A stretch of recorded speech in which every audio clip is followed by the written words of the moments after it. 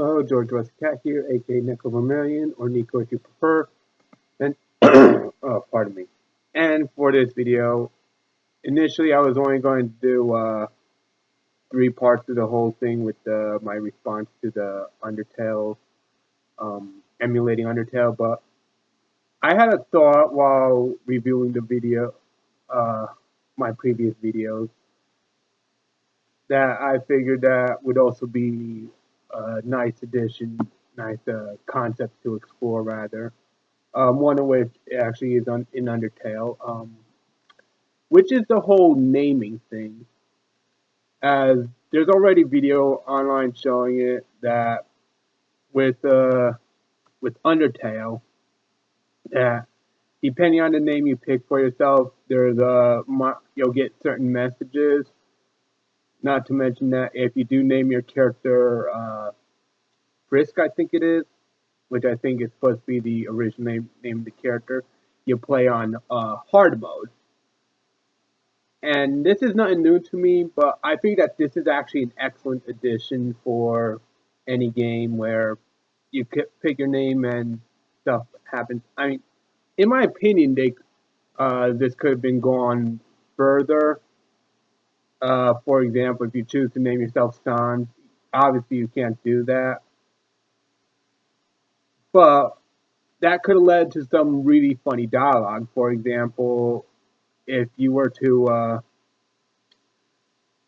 have Sans as a name, you could have a scene where Sans and Papyrus is there, and Papyrus is trying to get Sans to pay attention, be like, Sans, Sans, Sans, and then Sans' response is, "Hey, buddy, I think he's trying to tell you something."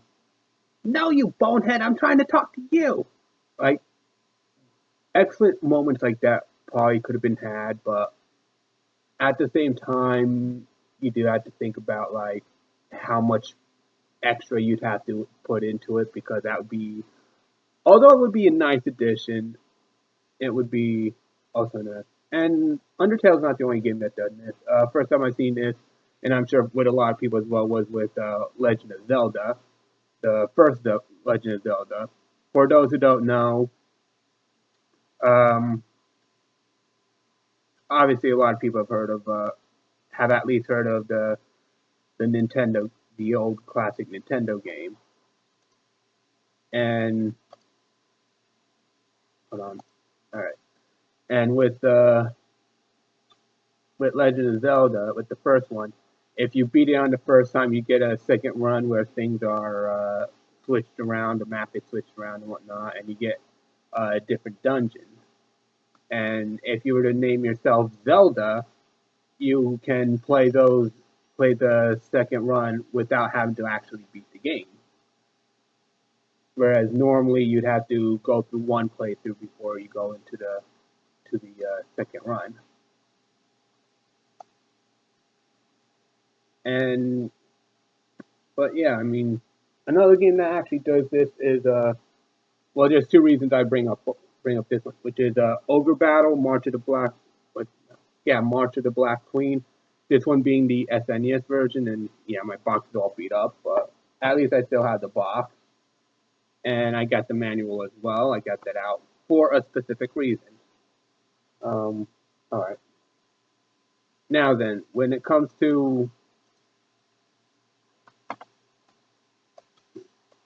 when it comes to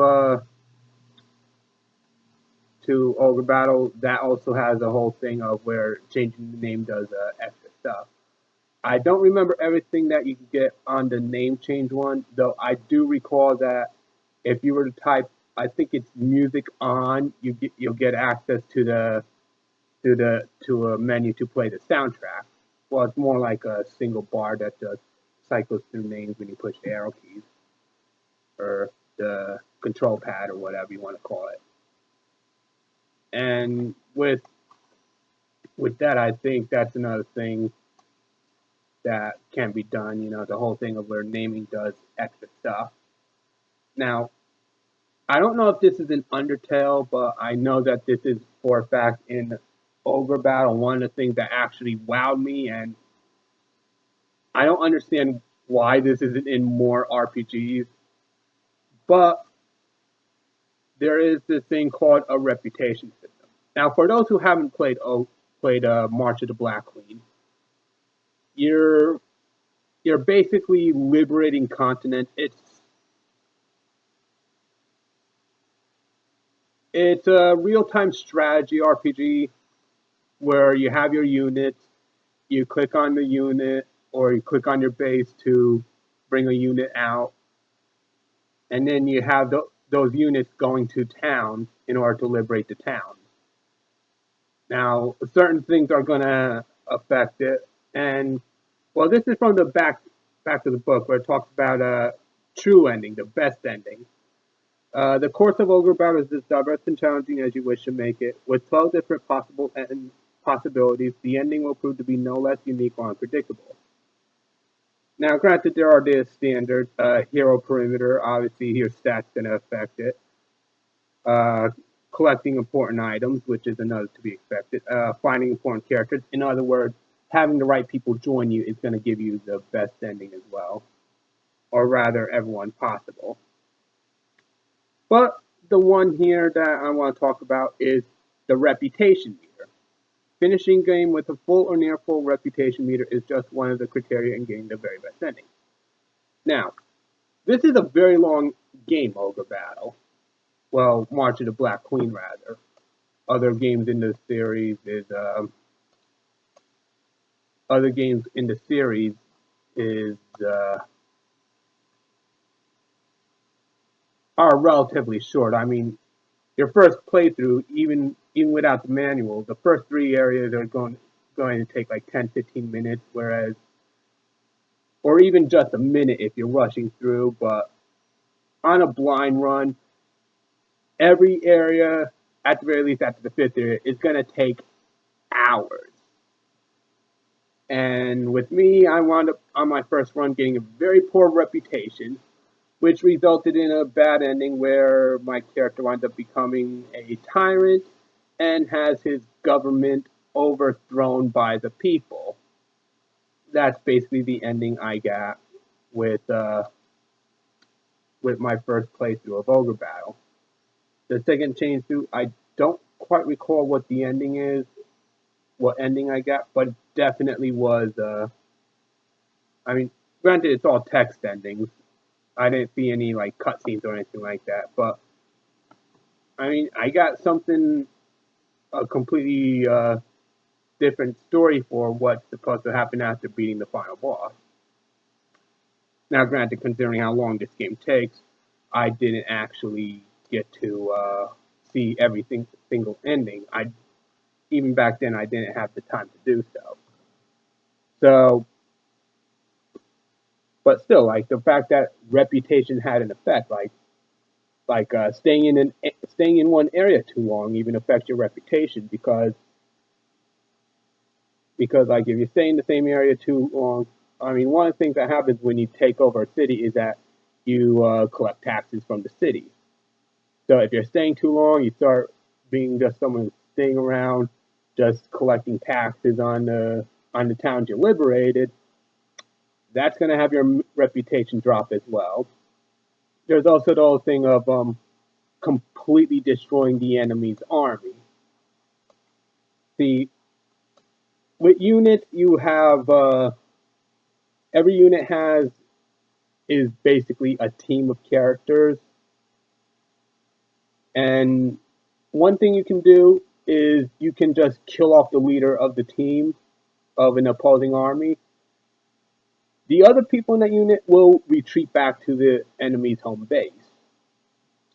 In which case, one way you can do so this way your reputation doesn't drop from killing too many people is to not only kill off the leaders of the enemy within enemy units, but also when you go after the enemy stronghold, you kill off the leaders of opposing teams, which will actually force units out of their base. You can actually do that.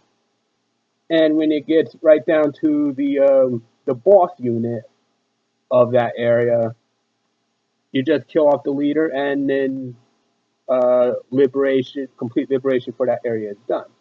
And if you're doing just that, like finish as fast as possible, kill as few as possible, that actually helps your reputation as well.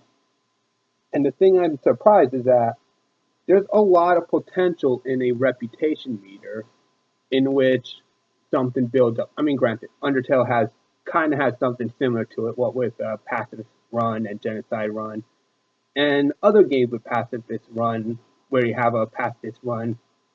Not all of them. I mean, off the top of my head, all I can think of is Undertale and Iji, but you do wind up with something akin to a reputation. But nonetheless, I mean, I think more RPGs should have a reputation. So if, for example, you're just, well, let's put this in the context of Final Fantasy, for example.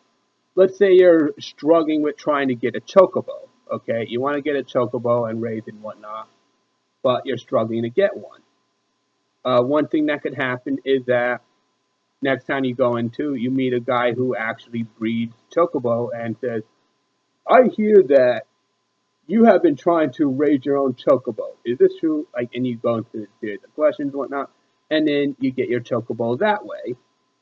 And depending on how you raise the chocobo, might also influence other people, depending upon whether or not those NPCs care about the chocobo. And that is that is something that I am actually surprised we don't see more often. Something resembling a reputation system, which I also think should be in more RPGs. But yes, these are my additional thoughts into, along with the previous three videos I've said in regards to Undertale, which is also why this one would be titled would have a title about Undertale and Ogre Battle. But yes, that is basically what I had to say. If you have anything else you want to share or whatever, go for it. Oh, and before I end this, I do want to point out that I did when I was game master with some of my RPG sessions, got to do this with Beyond the Supernatural, got to do this with Rift. Didn't get to do this much with Heroes Unlimited because that game the session with Heroes Unlimited went nowhere. But with I did incorporate something akin to a reputation system, and my players loved it. Not only did it make the environment more interesting, but it also added more to the story. I mean, even the reputation based on character backstories that made the things a lot more interesting. So even if if you're someone who also plays tabletop RPGs, uh, reputation system is also works in that environment as well. So yes, that is it. That's everything I have to say. And yes, thank you for watching.